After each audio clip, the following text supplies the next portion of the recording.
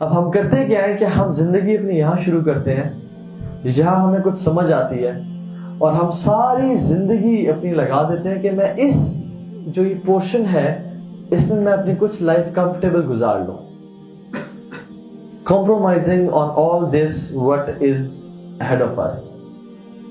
اپنی اس سب کو ہم بھول کے بس یہ جو ٹائم ہے جو میں نے یہاں پہ گزارنا ہے اس کو میں اچھی طرح گزار لوں، اس میں میں تھوڑا سکون کر لوں، اس میں میں عیاشی کر لوں اور اس میں میں خوش ہو جاؤں. ہم اپنی ساری زندگی کو اس ٹائم کی خوشی میں گزار دیتے ہیں اور اپنی ہمیشہ کی زندگی پہ کمپرومائز کر لیتے ہیں. دس از آ ریئلٹی. لیکن جو لوگ اپنی اس زندگی کو ڈسپلن ہو کے یہ تھوڑا سا ٹائم ہے، یہ والا maybe 60 years, maybe 50 years, کچھ لوگ کے لیے 70 ایئرس ہے، and this represent maybe 100 years and 200 years and 300 years and 50,000 years and then ہمیشہ کی جنت یا ہمیشہ کی جہنم. ہم لوگ اس ٹائم میں اپنے اس پورشن کو انجوائے کرنے کے لیے اپنے اس سب کو کمپرومائز کر رہے ہیں، ناٹ ریئلائزنگ کہ یہ جو ہے وَلَلْآخِرَةُ خَيْرٌ لَكَ مِنَ الْأُولَى، یہ جو یہ بہت بہتر ہے اس سب سے.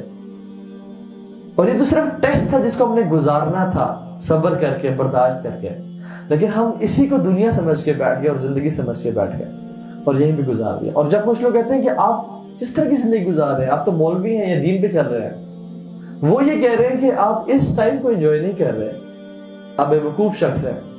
اور ہم کہتے ہیں کہ سبحان اللہ، تم صرف اس ٹائم کو انجوائے کرنے کے لیے اس سب کو کمپرومائز کر رہے ہو. We have this to enjoy.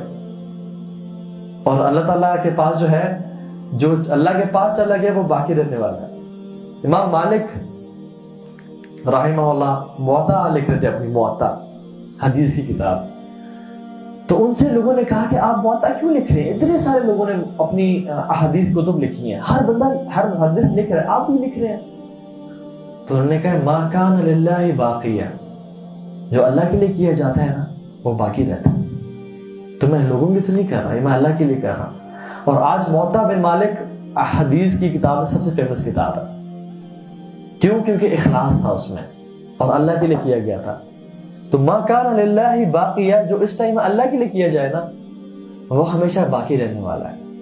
اور جو اس ٹائم میں کیا جائے اسی کچھ ٹائم فریم کو انجوائے کرنے کے لیے، وہ ہی ختم ہو جانے والا ہے. اور جب موت آئے گی، علماء کہتے ہیں the people are sleeping, they'll wake up when they'll die. اس ٹائم ان کی آنکھیں کھل جائیں گی. او تیری خیر، یہ کیا کر دیا؟ مالی هذا الكتاب لا يغادر صغيرة ولا كبيرة الا احصاها. یہ کیسی کتاب پکڑا دی انہوں نے؟ نہ اس میں کوئی چھوٹی سے چھوٹی چیز نہ بڑی سے بڑی چیز چھوڑی گئی ہے.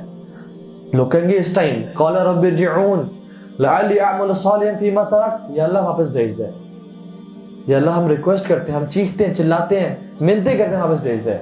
لعلی اعمل صالحا فيما تركت، کہ جو ہم نے چھوڑ دیا مال کاش ہم وہ کر کے آئیں گے، ایک دفعہ اور چانس دیتے.